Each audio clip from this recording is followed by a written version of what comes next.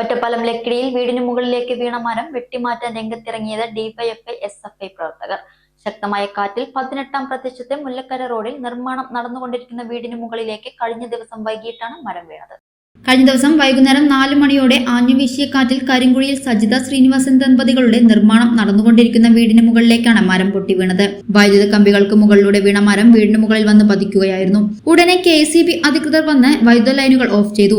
ഇതിന് പിന്നാലെ DYFI SFI പ്രവർത്തകർ മരം വെട്ടിമാറ്റാനുള്ള സന്നദ്ധതയുമായി എത്തുകയായിരുന്നു.